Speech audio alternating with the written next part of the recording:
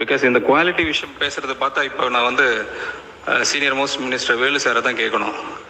ஆக்சுவலாக தென்பெண்ணை ரிவரில் ஒரு 16 கோடிக்கு கட்டப்பட்ட ஒரு பிரிட்ஜு 3 மாதத்தில் காலியானதை பற்றி உலகமே பேசிச்சு.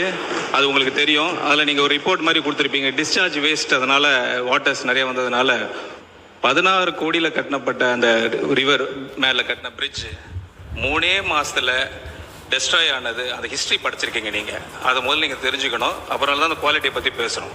அதனால் அதுக்கு முதல் பதில் நீங்கள் சொல்லணும். நீங்கள் அந்த பாலம் என்பது ஆர்ஆர் என்கிற விங்கின் மூலமாக கிராம சாலை திட்டத்தின் மூலமாக ஒரு கிராம பகுதியிலே கட்டப்பட்ட பாலம். அது தென்பெண்ணை ஆற்றிலே கட்டப்பட்ட ஒரு பாலம். அதனுடைய டிசைன் 54,600 கனஅடி தண்ணியை வாங்குகிற அளவுக்கு தான் அதனுடைய தன்மை கட்டப்பட்டது. இதுவரைக்கும் திருவண்ணாமலை மாவட்டத்திலேயே பெய்யாத ஒரு மழை. அந்த மழை இன்னும் சொல்ல போனால் ஆன்மீக பெருமக்கள் 14 கிலோமீட்டர் கிரிவலம் என்று வருகிற இந்த திருவண்ணாமலை மலையே சரிந்ததன் மூலமாக 7 பேர் இறந்தார்கள். அப்படி ஒரு மழை நாங்கள் பார்த்ததே இல்லை. எங்கள் வயதுக்கு பார்த்தா முன்னாலே பார்த்ததில்லை. அப்படி ஒரு மழை பெய்த காரணத்தினால் மலை சரிந்தது.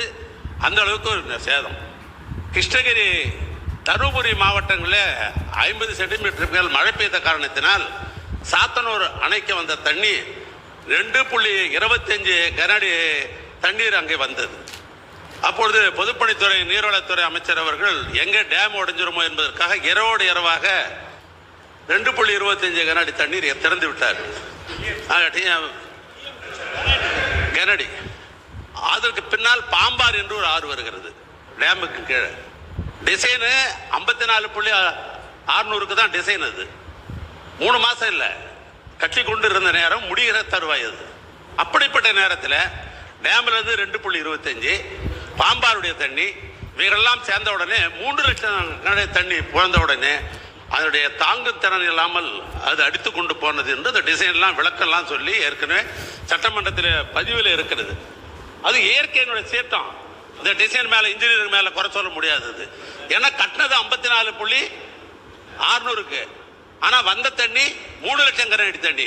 அப்படி இருக்கிற பொழுது அதை தாங்காமல் அந்த பாலம் போன என்பது இதே சட்டமன்றத்தில் ஏற்கனவே பதிவு செய்யப்பட்டிருக்கிறது. அதுதான் உண்மை நிலை. அதுக்குன்னு ஒரு குழு போடப்பட்டு அவர்களெல்லாம் கூட ரிப்போர்ட் கொடுத்தாங்க.